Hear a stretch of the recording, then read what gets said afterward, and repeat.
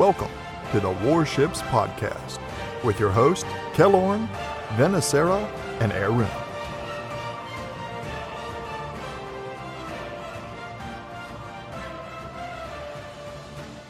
Hello and welcome to episode 119 of the Warships Podcast. I'm your host, Kellorn, and Arun and Venicera are here with me today as we talk about the rocky first week of the CV Rework.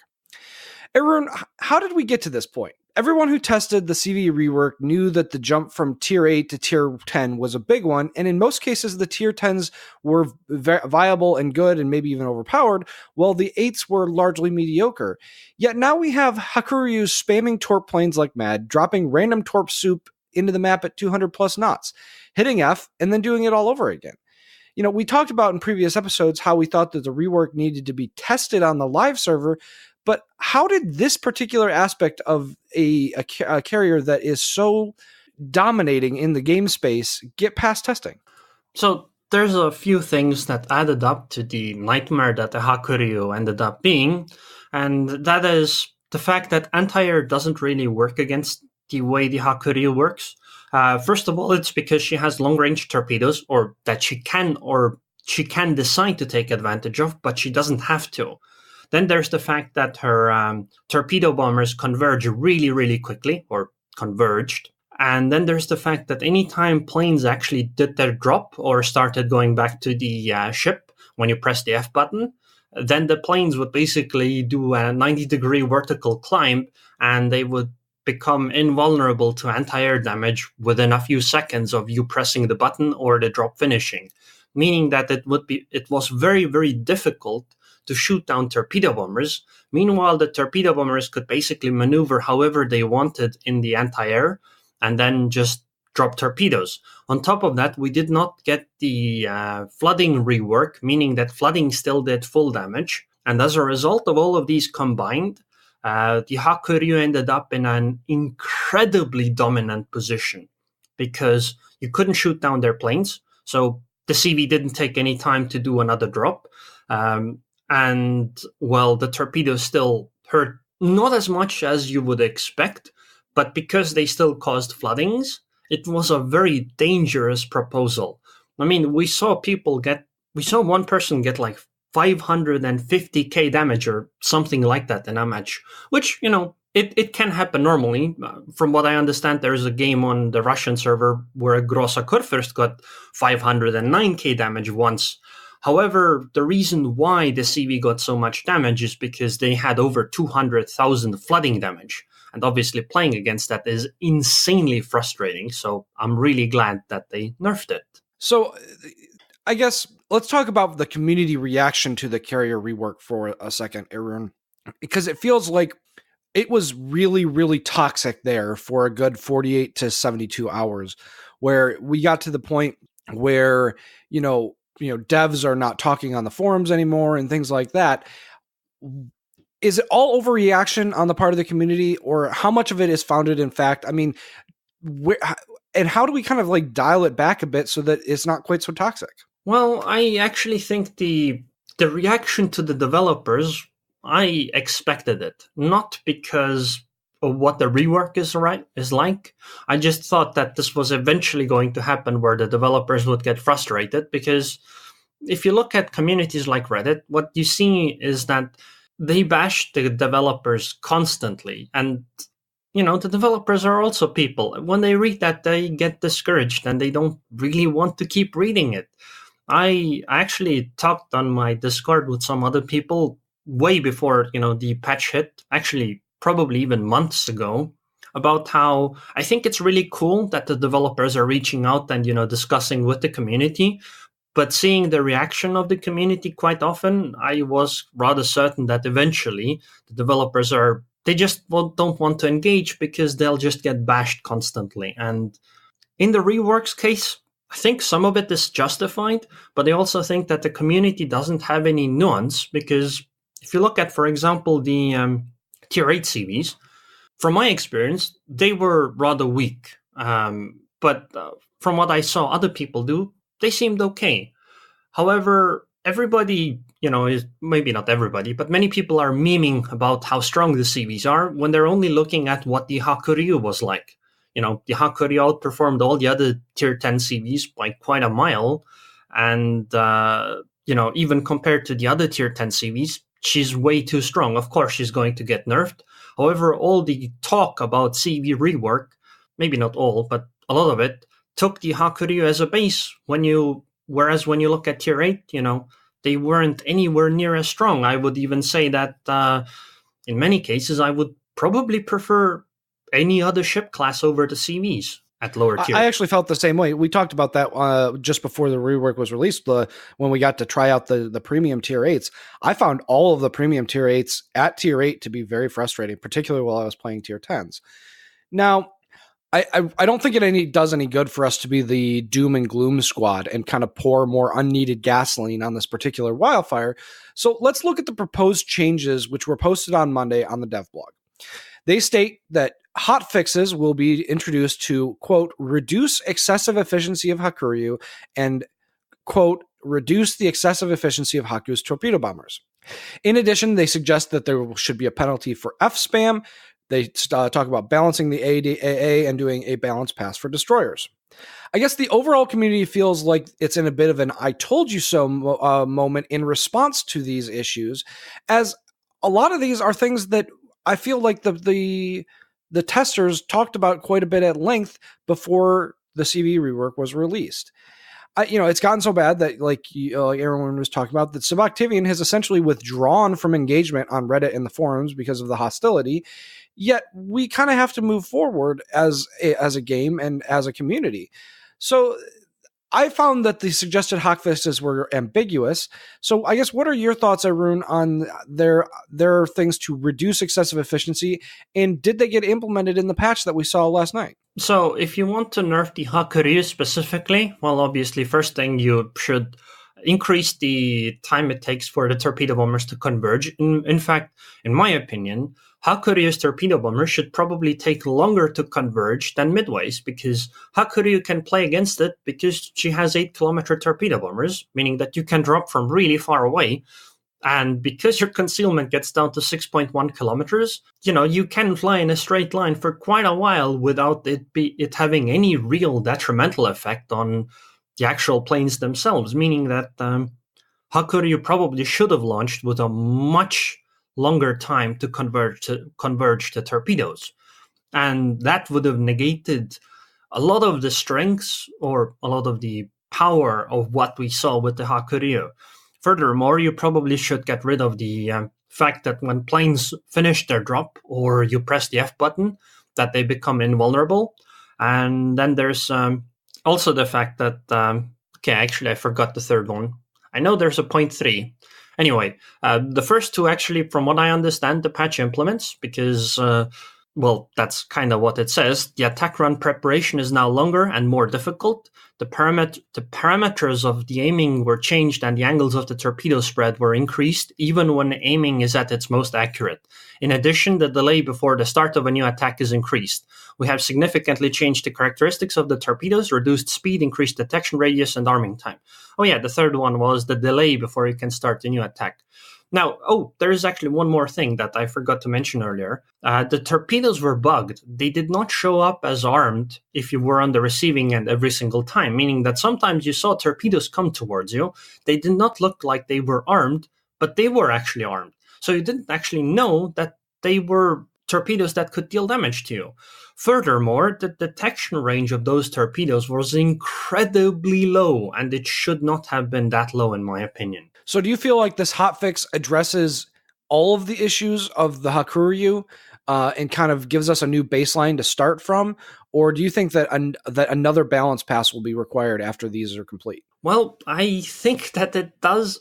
Okay, so it addresses the main issues that I had with the Hakuryu, or the Hakuryu's torpedo bombers. However, this does not necessarily mean that the ship is going to be balanced. I think this brings her more in line with the other tier 10 CVs.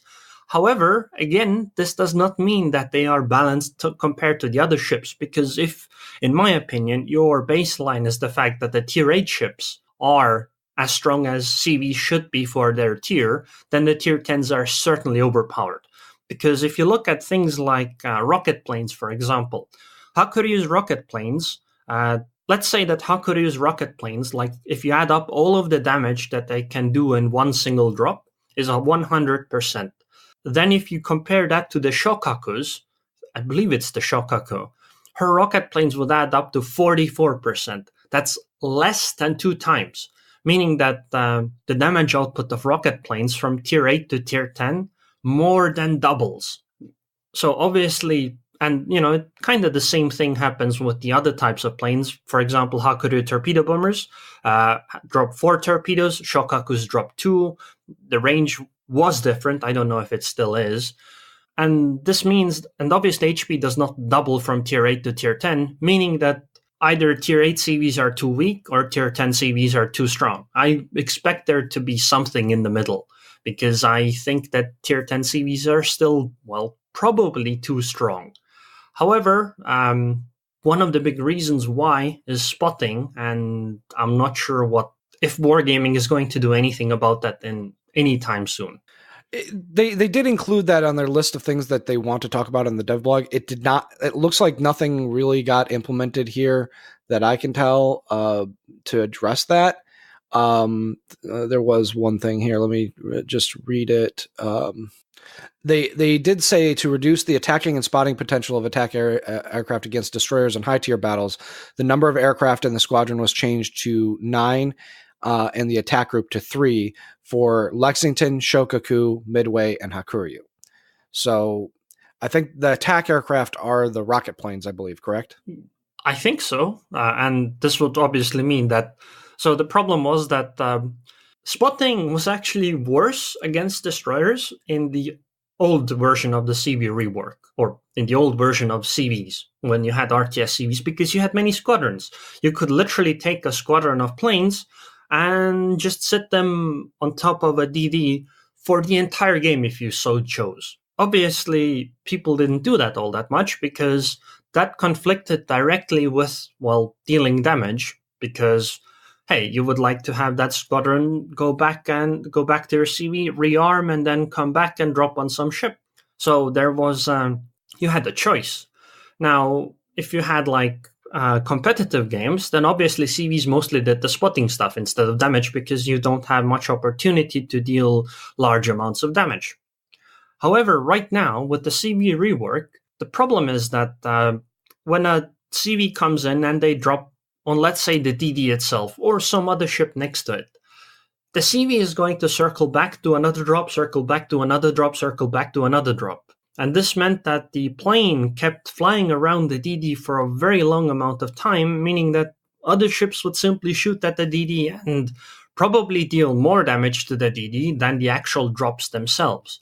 Now, reducing the number of planes per squadron meant that the CV is going to buzz around the DD for slightly less time, and I suppose that will help, although I am skeptical if this is enough. One of the things that they put in the dev blog, which I thought was a bit controversial, is that they kind of chastised the community by saying, hey, you guys don't use the turn off your AA guns P button enough. And I get where I felt like that was part of their frustration leaking through a little bit, Arun. I mean, I get what they're trying to say. I default to all my destroyers. My guns are off unless I want them on specifically. But at the same time, I also don't feel like that's a really evident thing that you get taught as a destroyer player. So chastising your player base for not knowing about a thing that is not super readily abundant because you don't tutorial teach people how to do it, I felt like that was a little bit shaky. Do you know what I mean? I get what you're saying, although I imagine that from a numbers perspective, that's probably what's going on that Wargaming can see. However, the people who are complaining about it aren't those people usually. If you look at people who post on Reddit or on the forums, they don't probably have a 100% distribution across the player skill levels. You probably have, it's probably biased towards the higher skilled players. Maybe not necessarily the very top, but at least let's say the top 20, 30, 40%, right? So, something like that. Now, not everybody is going to be a part of that, but I would say many of them. Meaning that any kind of argument about those things don't really always apply to the people complaining about it.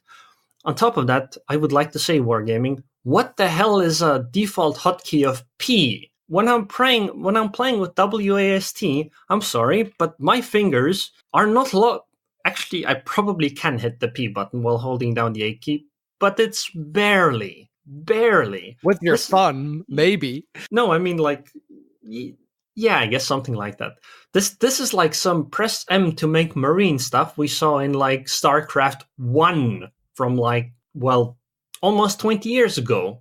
Meaning that I don't think that default hotkey is acceptable. In fact, I would encourage everybody that's listening to rebind it to something closer. For example, I have bound it to the G key, and I also bound the sectoral anti-air to the V key, so they're like together really close by. Although I did from what I understood, the tilde, the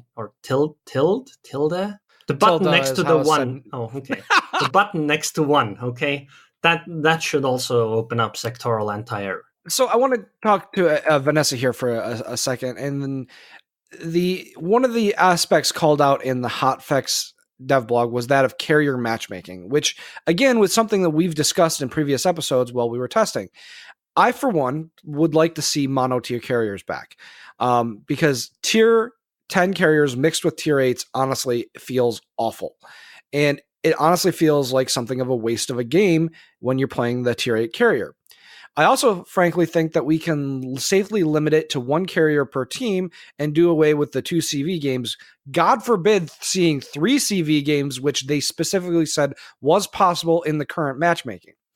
Now, overall, all of this is making tier 8 to be an absolutely miserable tier for all classes, CVs included, because of how many tier 10 CVs and stuff that we're seeing running around.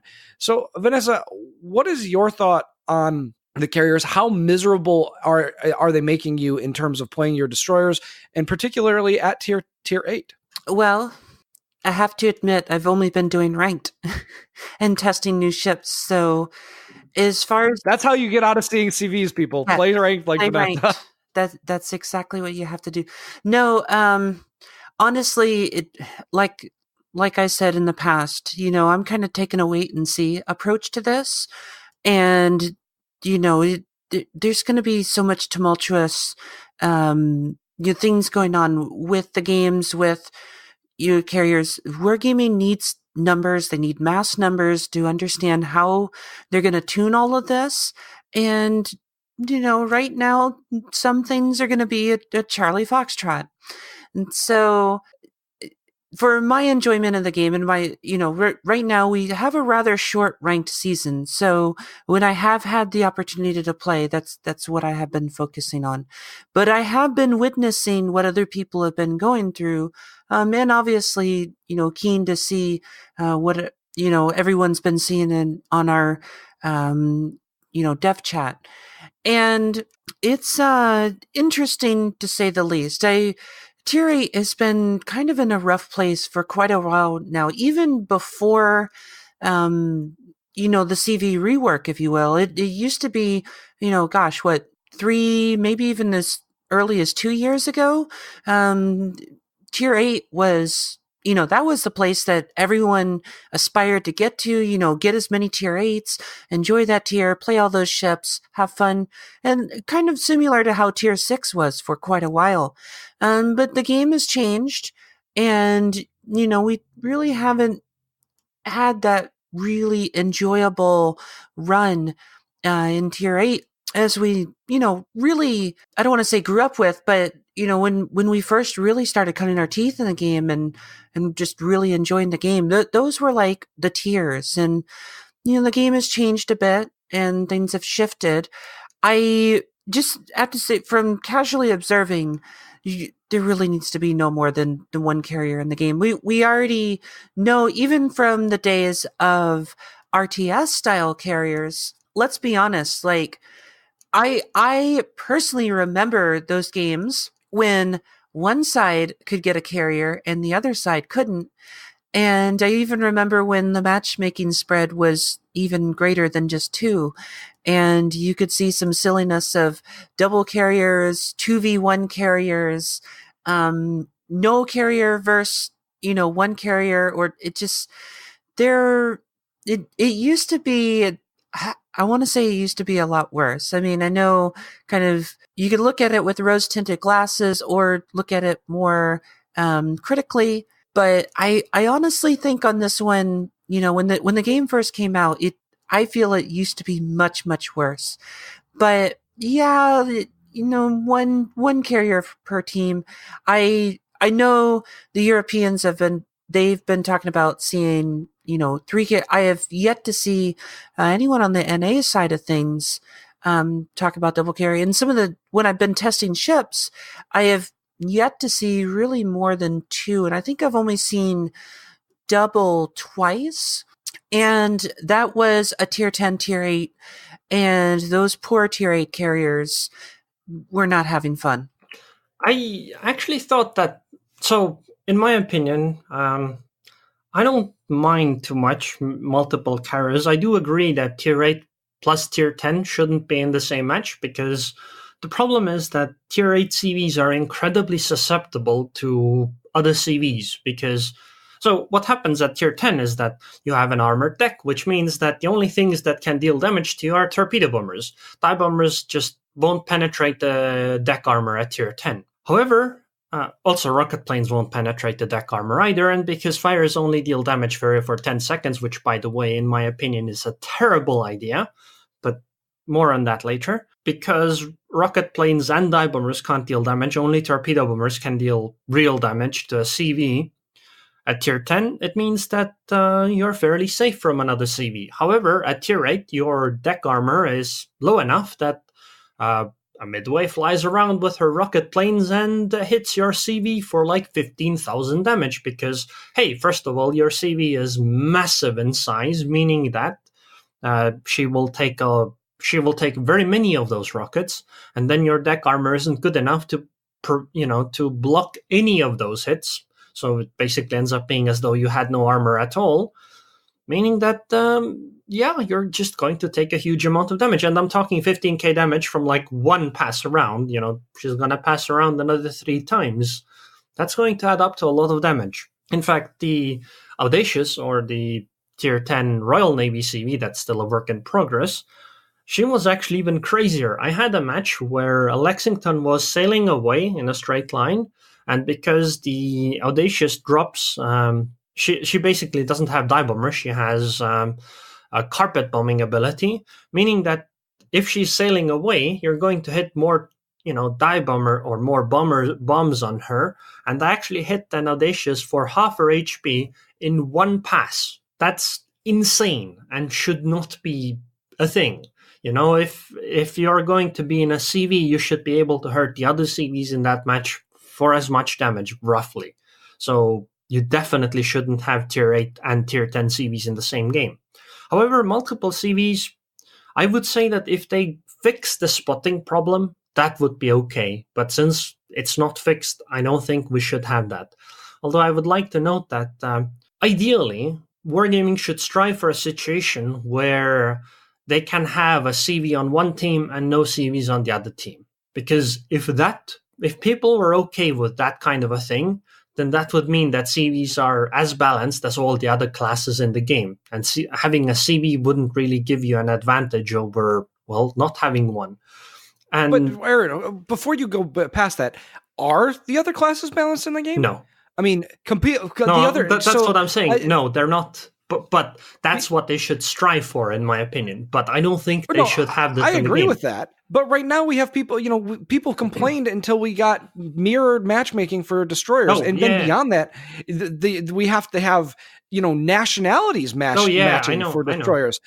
I mean, this is not just CVs. There are balance issues in the game that, from you can balance a ship internally, but like a team worth of ships, there is no balance right now. Oh, I completely agree with that. I'm just saying that this is like the optimal target, but they're not going to get there, I would say, ever, but they're definitely not going to get there anytime soon. And because of that, we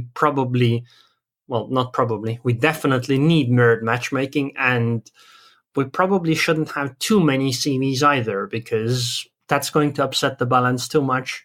Although I would say that in the past, where we got matches where CV matchmaking wasn't quite the same, the way they balanced it was add more ships to one team. And honestly, that was not as bad of an idea as you would think. Like, if you go into a training room right now and you just put bots and yourself on one team, but give one team 2 more players than your team, you might actually end up just losing, even though you're playing against bots that you easily beat, just because they have 2 more ships. Not necessarily, though, but it's possible, I mean. I guess... I do talk about Audacious for a second, Arun. You said a little bit after our podcast last week in our private Discord channel that Audacious was outperforming your expectations. Yet that was right around the time that the whole Haku mess blew up. You were saying at one point that you thought Audacious was the most powerful Tier 10 aircraft carrier. That was before this whole Haku thing. But I guess, how powerful is Audacious? And, is that something that that we need to be worried about going forward? I actually think that is something we should be worried about going forward, because even though Hakuryo's torpedo bombers definitely outperformed the Audacious herself still performed incredibly well. Now, she does have some downsides. She's, by the way, still a work in progress. She doesn't have an armored deck like the Hakuryu and Midway, because her deck... So, the Hakuryu and Midway's deck, the entire deck is armored with the exact same type of armor scheme. It's like over 80 millimeters. However, the Audacious... I honestly read it. We could do an entire podcast about armored and unarmored decks historically. Like, that whole topic is so controversial, and like that's a design choices that different nations made for different reasons. And then you talk about modern day aircraft carriers and how... But the whole thing is crazy. Like, I spent a day once just reading about armored decks on aircraft carriers, and like, if we talked about it on the podcast, I swear like half of our listeners would have their heads explode. So the thing is that Audacious does have an armored plate on the deck, but it's like in the middle of the ship, like in front of the island. But the bow and aft sections, they might be armored, but they're very lightly armored, meaning that you can still use rocket planes against her somewhat effectively. And this means that Audacious is slightly more vulnerable to attacks. However, Audacious herself against surface targets is very powerful, because she gets to do drops really well. In fact, if I were to try to explain why she's so powerful, I don't think I could portray the picture that she ends up being. If I look at like the numbers and all those things, I would say she should be equal to the Midway. But when actually playing and seeing results that other people get with her, she seems to outperform the Midway by quite a bit. And I mean, we actually, from what I understand, saw in some test games people getting over 400k damage in the Audacious. So obviously she's incredibly strong. And the thing is that, unlike the Hakuryu, where you can drop torpedoes from long range, and so, it's the onus is on the receiving side, the one that is being dropped, that has to, try to avoid and whatnot, and not misuse their damage control party. On the Audacious, you can drop so close with those torpedo bombers, and torpedo bombers in particular, that the receiving side really doesn't have a say in it. Like, they can dodge before, you're already in the drop, but once you're already doing the drop, it's not really up to them to decide the fate of what happens. It's just RNG whether they get flooded or not. On top of that, the dive bombers are fairly useful, although you can't hit destroyers with them very well. But I suppose that's, you win some, you lose some. But the rocket planes make up for all of that, so that's not really much of a problem. And as a result of all of this, Audacious feels incredibly strong. And I imagine that she is also going to be toned down slightly. Do you think that has something to do with the torpedo flooding meta that's kind of shifting in 0.8.1, where we're going to be able to flood twice, but for less overall damage? Well, I hope so, because I think, like, I was actually thinking that maybe they should remove flooding from CVs at all, because even if they change flooding, it still slows your ship down and it still does quite a bit of damage. And I'm not sure if that's a good thing. I mean, see, the problem is that the CV can basically focus one target really heavily. And it's just so frustrating if you are that one target. Now, you might win the game because the CV, if you're a good player, the CV might take like 10 to 12 minutes to actually sink you. And if they focus so much on that, whereas your CV, targets other, proper targets of opportunity and, sinks a few of them, you might win the game. But the game isn't about, at least you don't get rewarded for winning as hard. You get rewarded for having a good match yourself. And if the CV focus fires on you, well, you're not going to have a great game. In fact, I actually think Wargaming should address this point they should focus on this much, much more.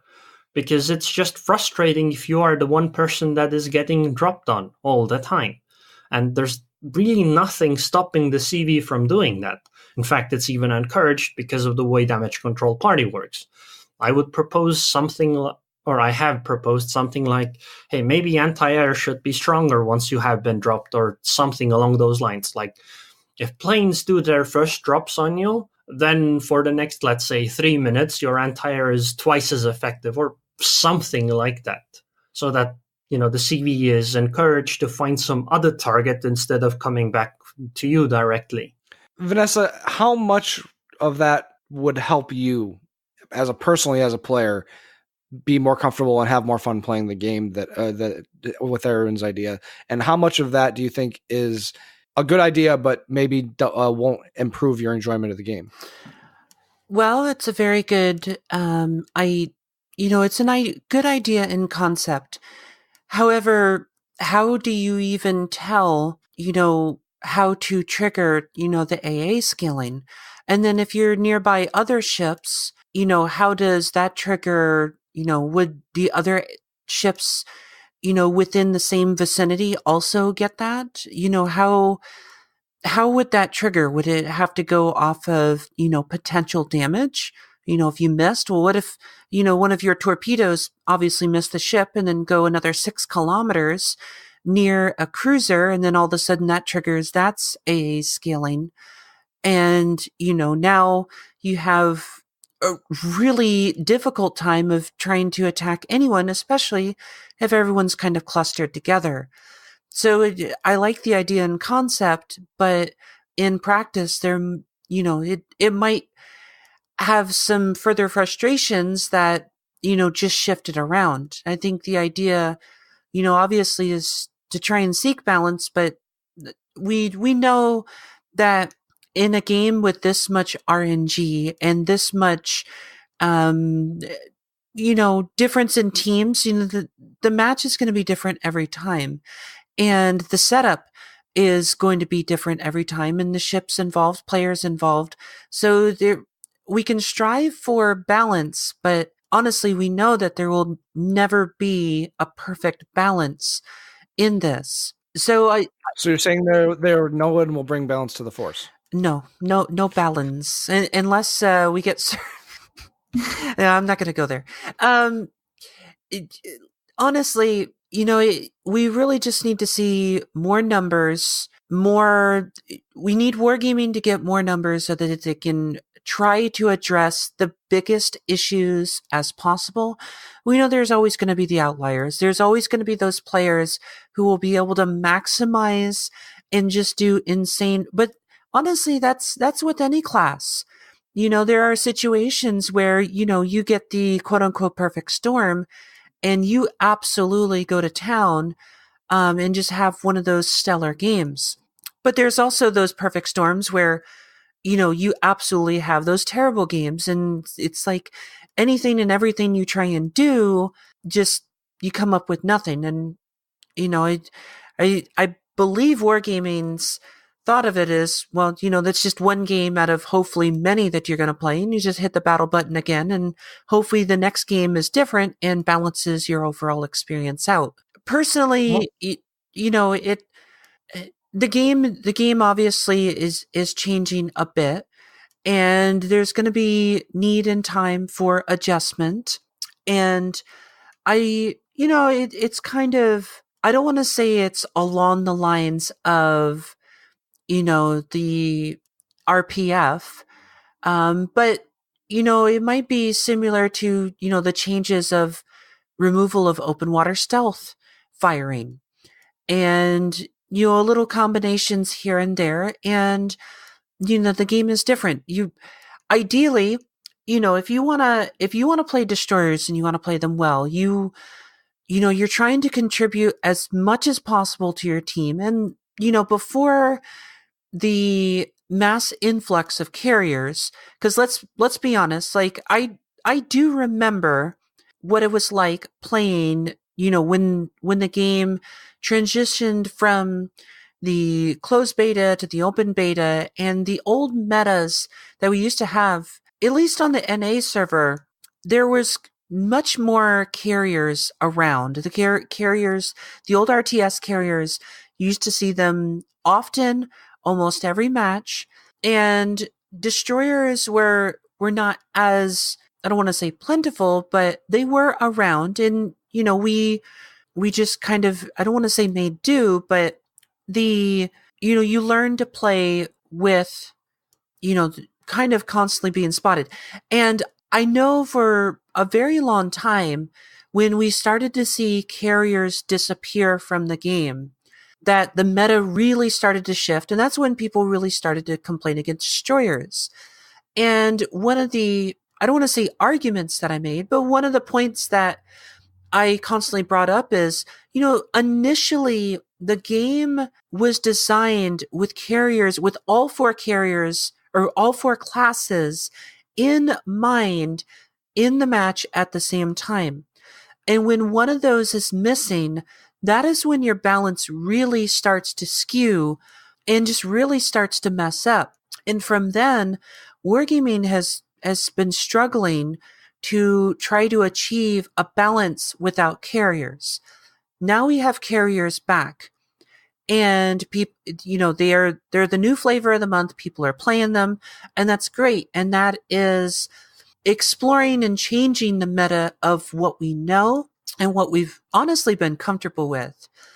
The idea here is, can we achieve something where destroyers are still fun to play, can still contest caps, can still contribute to their team, maybe not be, the ones who were key for spotting and really flanking, but, maybe do a little bit of flanking, still contest caps, but, not get instantly deleted out of the match. That honestly is, where we're at. We're trying to understand the new meta and trying to have something that is fun for everyone. Well, I would like to defend the earlier point about the balance. Like, when I was talking about the anti-air change, for example, one way you could do it is if you take damage from a plane for the next 3 minutes, your anti-air is going to be stronger.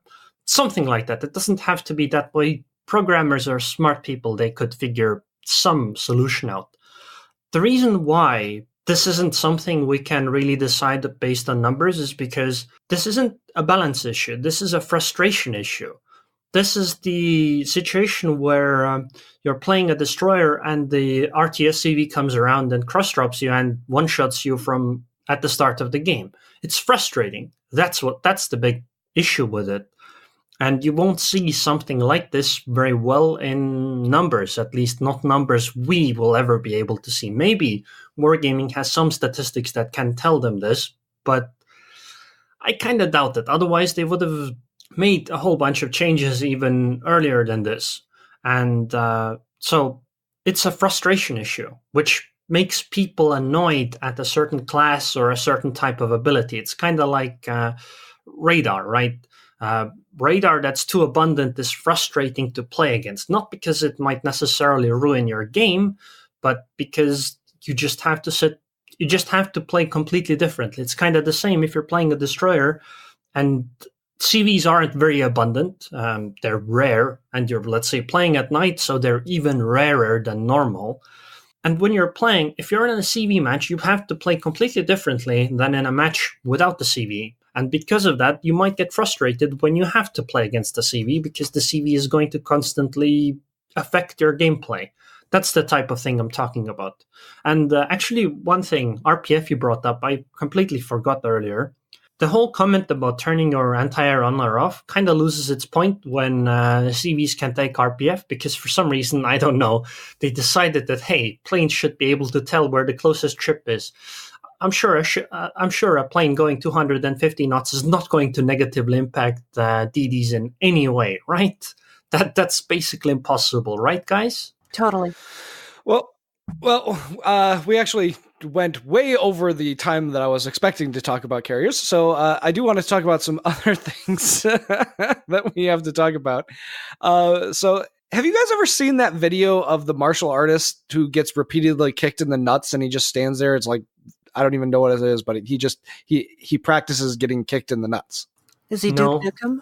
No. So it's just this little guy, and he just he hits his nuts with a brick and punches himself in the nuts, and then has other people come up and kick him. I feel like that's Wargaming. This week they were just channeling that guy. They just want to get kicked in the nuts repeatedly, because Tuesday on the dev blog they posted that on the super test server, Gulio Cesare would be tested at tier 6 with no additional changes. The community, already on edge from the CV rework, promptly lost its mind. And now, I've always been in the Cesare is overpowered camp, but I think we need to talk about two separate issues here. First, the community needs to understand that something that's on the dev blogs that says it's going to be getting tested does not mean that it will end up that way. So we kind of need to take a deep breath and be adults here. But second, changing Cesare's tier seems like it's slightly excessive as a way to balance her.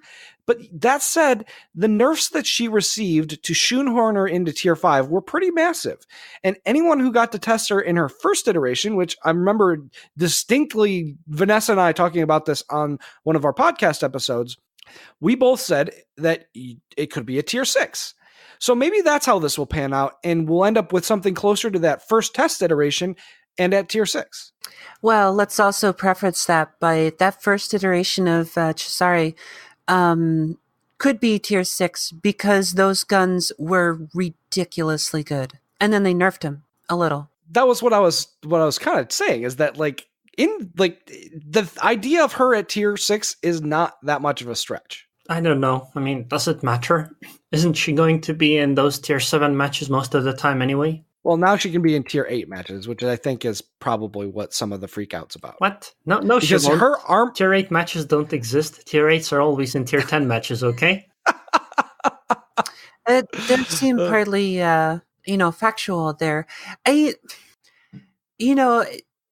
Yes, I mean, when we played the ship a lot, it was a really comfortable ship. It was a lot of fun.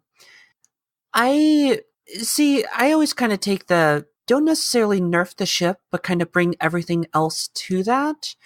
I'd rather see other stuff kind of get buffed up a bit and balanced better than necessarily nerfing the ship, if at all possible. I mean, obviously they're looking at the numbers and they're, seeing, a heavy skew here. I just think, wouldn't it be better if some of the other ships might be tweaked and buffed to maybe bring it a little closer? Or, I don't know, maybe it would just create an arms race and a snowball effect. But Well, I think you have to be careful. For one of the interesting things about World of Warships to me that's very different than when I was playing World of Tanks is that ships of different tiers, particularly ships of tiers that are too different, can be competitive against each other at a disadvantage. Whereas in World of Tanks, if you're 2 tiers down from another tank, you might as well not even shoot at that tank. So one of the things that I love about World of Warships is that even if you are under tiered, you're not out of the fight. And so I think that tier is a slippery issue. So, we look at the tier 5s and you look at what ships are at tier 5, and then you look at the ships that are at tier 6, and maybe Cesare is somewhere between those two. So do you tweak her to be a tier 5 or do you tweak her to be a tier 6? I feel like that's possible with a ship like Cesare, whereas I don't think there's a way to make like Texas or one of the other tier 5s feel more like Cesare. Well, to kind of follow up a little bit, what about some of the other ships that we know are overpowered and have never been touched, or, quote unquote, they don't want to sell them again, but, like the Gremnyashi. You got the Nevny at tier 6 and the Anshan at tier 6, yet it remains at tier 5, and, no talk has ever been made of, well, maybe we should put it at tier 6. Everyone, where are you at? I mean, do you think, like, first of all, remember, this is kind of like a sandbox test. They're just throwing it out there to see what happens. First, do you think that testing ships like that is a good idea? Second, do you think that Wargaming should be transparent about testing ships in that manner, which I personally believe they should, and I really like that they are, even if it's causing something of a freak out. And three, is stuff like that, especially with premium ships where they're changing something. They've already said that if it goes through, they're going to refund people, but that puts a bad taste in people's mouth. That's something that they paid for. Well, should they do this? Sure, if it works out, I don't really see much of a problem with it. Should they be transparent? I would like them to be transparent, but let's be honest. If they have any business sense, then they should just shut up and not tell the community, because, well, apparently the community does not wish to know these things, considering their reaction all the time on almost anything. And if you look at the way other games do, well, anything really, they also shut up because they have also realized that you can't really tell the community these kinds of things, because they will either misunderstand quite often, or they just won't care about the actual reasons. They'll be like, well, I like this tank or ship, so you should not touch it. And because of that, I think it's detrimental to them to disclose it. Although, you can't really argue that there aren't positive effects, because, hey, if they disclose these kinds of things all the time, then nobody can tell them that they don't communicate with the community, right? That's kind of it, I think. Although I would say that being tier 4 against the KB2 is fun. Because because you blow up? No, because you know exactly where the KB2 is going to go, so you can decide not to go there. Alrighty. Well, we do have some more things to talk about.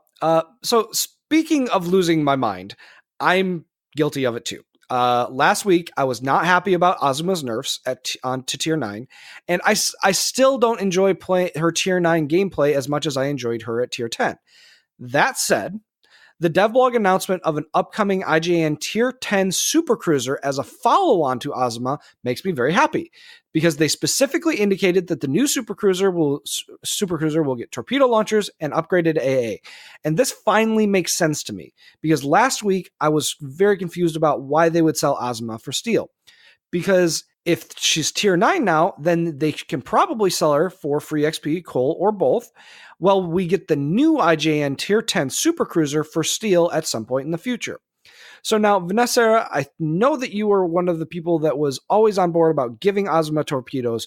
Are you excited for the idea of a tier 10 IJN supercruiser that has torpedoes at some point in the future? Yes. You're killing me. You're just killing me. No, absolutely. I mean, how can you have an IGN cruiser without torpedoes?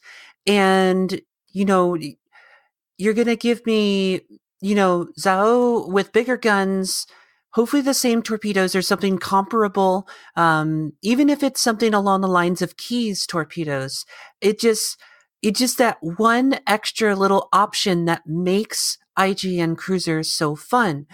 You could stealth, you could flank, you could bonsai. It's whatever you want to do, and you just have fun. And that's why I've always loved IGN cruisers, is because they really have something for your playstyle. You can find something in your playstyle appealing to those cruisers and kind of go with it and maximize it to your benefit. And, if things kind of, go to hell, then, well, you can always bonsai and try and connect with torps and ram and just really have fun. Arun, were you one of the people that thought that Azuma needed torpedoes, or because I felt like she was okay the way she was. Like I would have been perfectly happy with the first iteration of Azuma that we got at tier 10. I enjoyed her playstyle. I thought she was pretty balanced. Were you on that train, or were you more on it's IJN, so it needs torpedoes? I don't remember, to be honest. Although if I were to decide right now, I also think she was quite okay back then, because I don't know, I don't feel like the torpedoes really made that much of a difference. I suppose 12 kilometers might be enough, although I don't know. Seems still kind of sketchy. You would want even more range on them. She would be able to stealth torp with because she's in like they'll be in probably in, my guess is she'll be similar to the tier 9 Azuma. She'll be somewhere in that 9 less sub 10 kilometer range of concealment. So she would be able to stealth torp, which I am a little leery about the idea of a super cruiser. What do you mean less than 10 kilometers? Even Zhao is like 10 now because of the concealment. No, I guess you're right. She's like 10.7. Okay. Wasn't it? Yeah, I guess. So still, but I mean, if she gets 12 kilometer torps, there is the possibility that she would be able to stealth torp. What I mean is more about the fact that in general type of gameplay, when you fire your guns, which you probably should be doing, you don't really want to get that close to ships. So I guess it can have its uses. But my problem is that, the fact that it's going to be another tier 10 ship for steel makes me a bit sad, because Salem was tier 10, wasn't for steel, but apparently that type of model is going away. So all the coal and free XP seems to be tier 9 now, which, yeah, like I said, makes me sad. That's what I don't like. The ship itself is good, though. Fair. At least Azuma. Fair. And if the tier 10 one is similar, fine. I have no problems with the actual ship itself. Fair enough. I mean, we know very little about what that's going to be, so maybe we'll kind of hold off on the speculation. But I do like the idea that there is something coming down the pipe in that instance. Again, just to kind of reiterate, I always look at it this way: is what is the flavor of IGN cruisers, and without torpedoes, what really sets it nationality-wise different than, say, the Stalingrad or the Alaska or, anything else in that category? Well, depends on the tier you're talking about. If you're talking about tier 5, which is an early tier Japanese cruiser players will run into, then the answer would be Japanese cruisers are almost as tanky as battleships, and they have incredible AP, which obviously isn't true for the rest of the line, but at tier 5 it is true. And later on, what's strong about them is the fact that their HE is insanely strong. I would still say their AP is pretty decent against other cruisers. I would agree with both of those. I think that the IJN line really does change quite a bit in terms of like playstyle as you move up through the tiers, much more so than some of the other cruiser playstyles. But that said, last week we skipped a topic, mainly because we were so overwhelmed with things to talk about. But that said, I wanted to touch on the playstyle of Soviet Battleships dev blog post. In it, the devs explain that Soviet battleships will have elevated citadels, but sturdy bow armor, large turning circles, but fast rudders, accurate guns while close, but really inaccurate guns at range, and damage control parties that have charges like Aptarskaya Revoluska. They will have radar, but that radar will only spot battleships and carriers. This is kind of an interesting addition and a cool way to differentiate a new line of battleships, in my opinion, particularly if the bows can't be overmatched by Yamato guns. So they would have over 32 millimeter bow armor. I guess, where are you guys at? Is this a way that you are excited about them differentiating a line, or does this sound like they might be overpowered?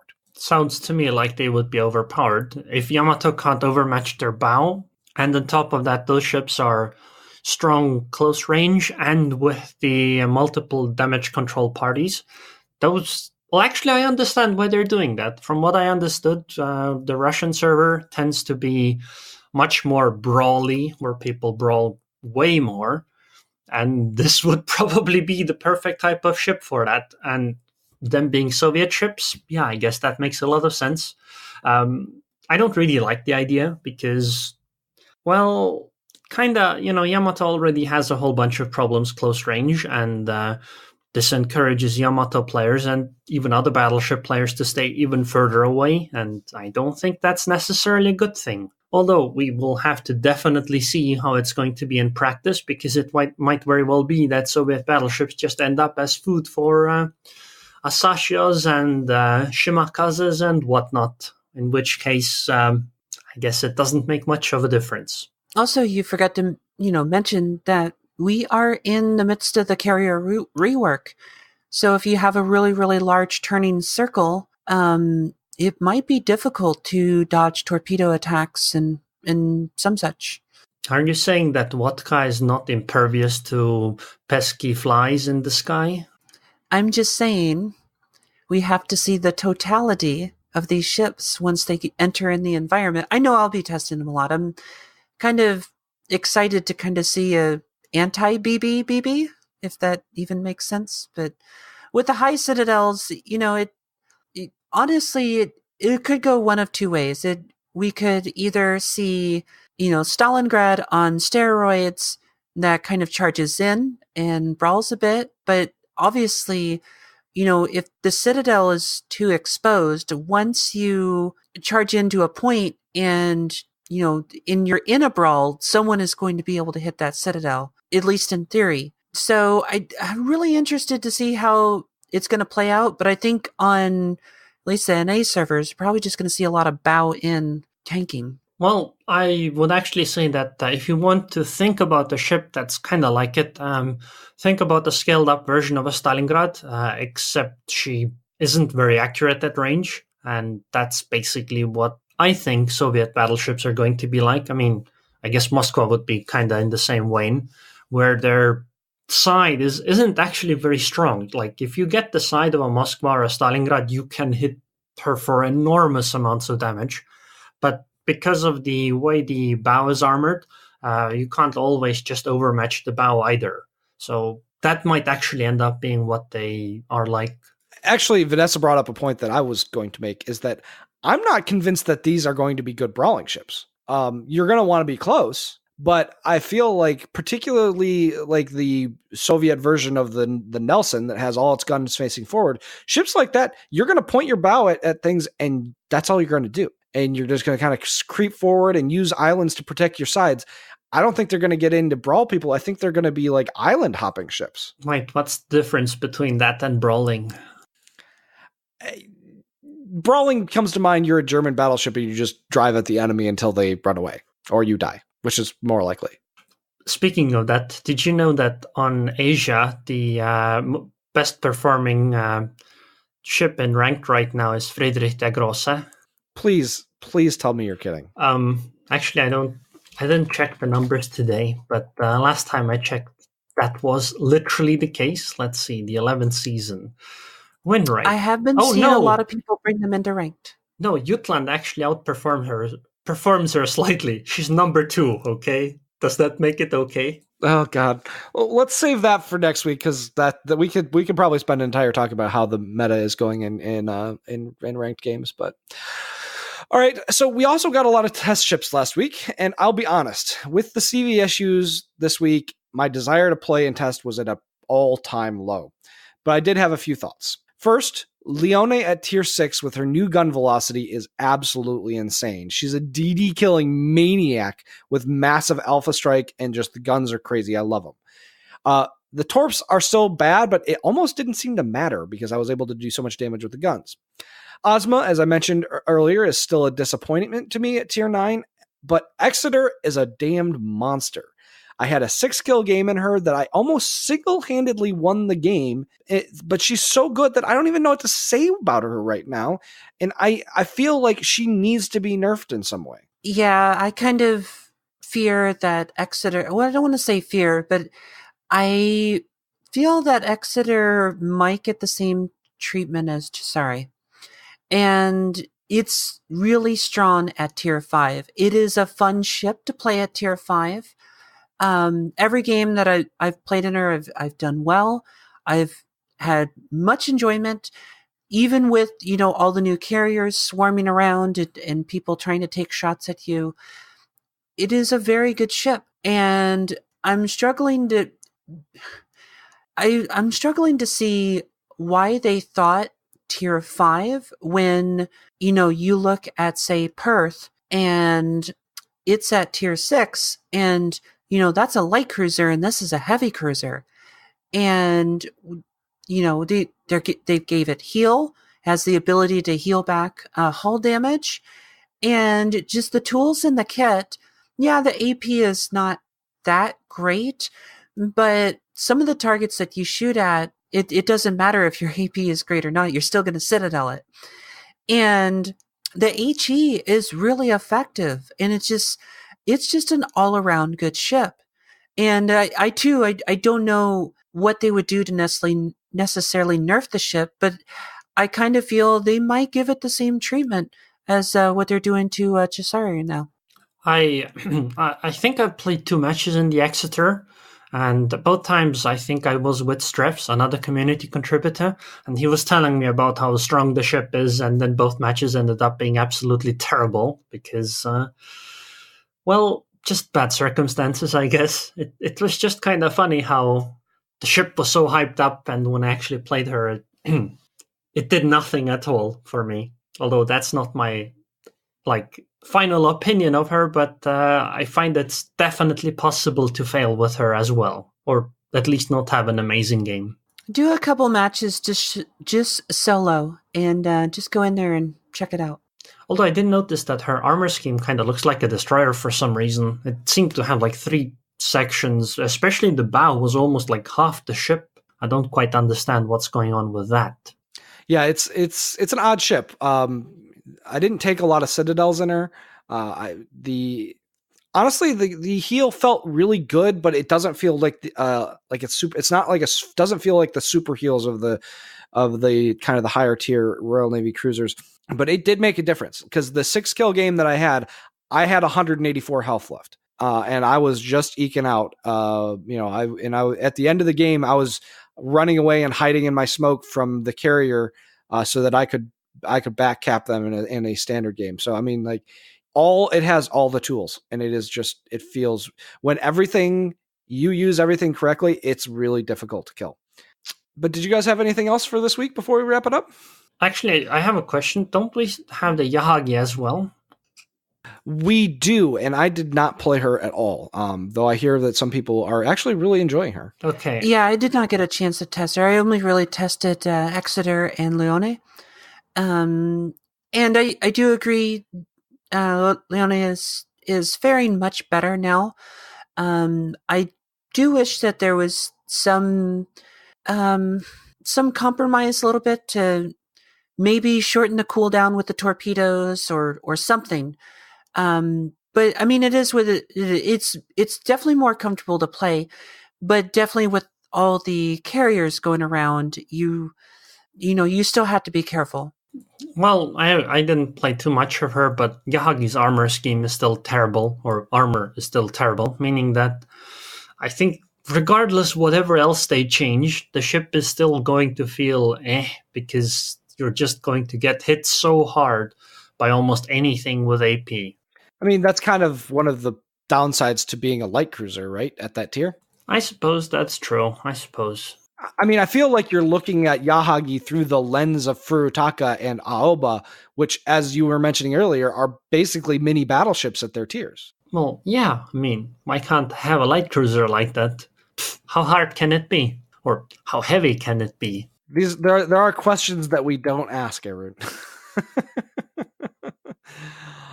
All right. Well, that's it for this week, folks. Tune in next week. We're going to have another great episode for you. As always, follow us on Facebook at facebook.com/Warships Podcast and Twitter at Warships Podcast for updates between episodes. Don't forget to check out Arun on YouTube and Twitch as well. We, of course, want to thank our amazing Patreon backers. If you're interested in supporting us, please consider becoming a backer yourself. Backers are the reason that we are able to make the podcast on a weekly basis, and we are looking at ways to put our episodes on YouTube. Aaron and I have been spending time this week as we are looking at different solutions of being able to get all of our episodes, our back episodes, as well as new episodes onto YouTube as an alternative way for people to watch. Take care, everyone, and we'll see you next week.